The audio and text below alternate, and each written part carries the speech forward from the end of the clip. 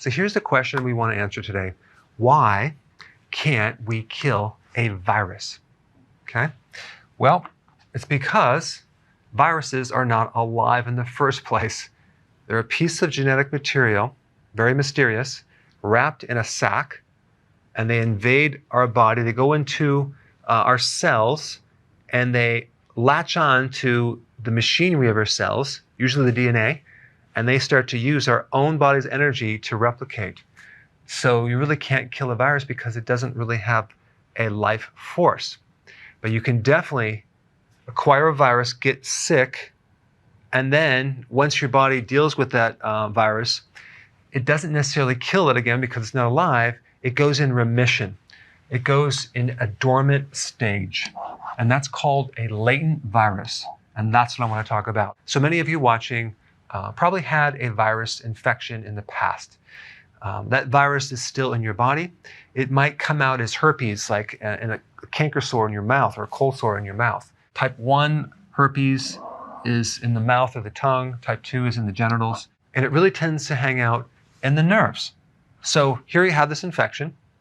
Your immune system deals with it. It goes into remission, and it just sits there and it waits, and it waits, and it waits until you're run down, you're stressed out, and you're tired, and you're sick, and you're nutritionally deficient, and then it comes out and gets reactivated.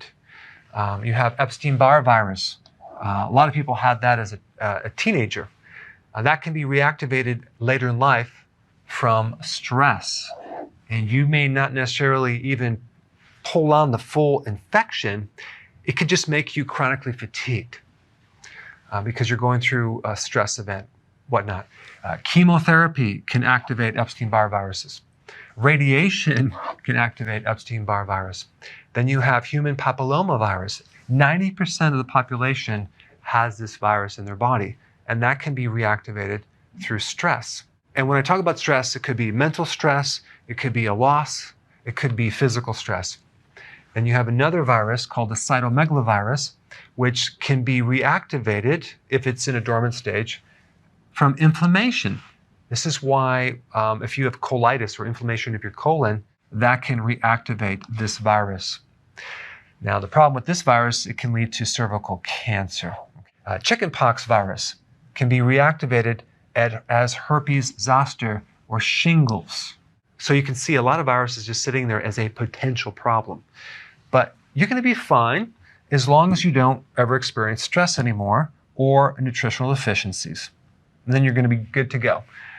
I just want to talk about 3 really important nutrients that help suppress viruses. These are the 3 nutrients that are probably the most antiviral of any of the nutrients out there. And vitamin D is at the top of the list. Now, the microbes in TB, which is a bacteria, and this is a virus, Epstein-Barr virus, and the HIV virus, what they do, they have a strategy.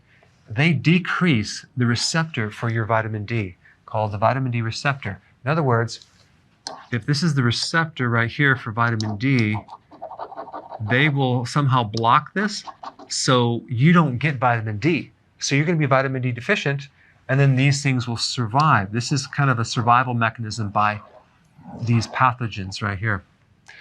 So if you have these infections, okay, it's very important to have enough vitamin D. And I've done tons of videos on this. I put some links down below. It's very difficult to get vitamin D from the diet, and it's very difficult to get vitamin D from the sun if it's the wintertime. So it's important to make sure you get enough. Also, vitamin D decreases the risk of cervical cancer. Okay, I talked about that right here. And the reason for that is that vitamin D helps suppress the virus that can trigger the cancer. Let me go back here.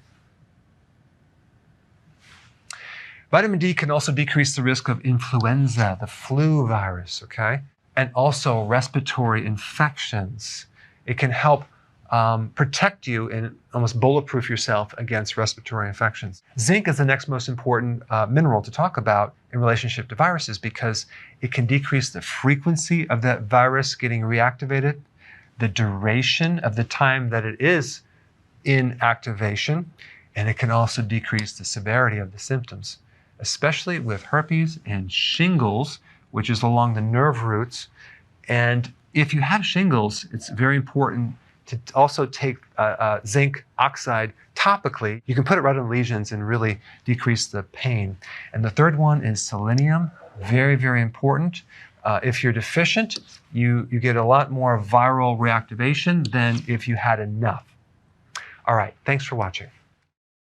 Hey, if you're liking this content, please subscribe now, and I will actually keep you updated on future videos.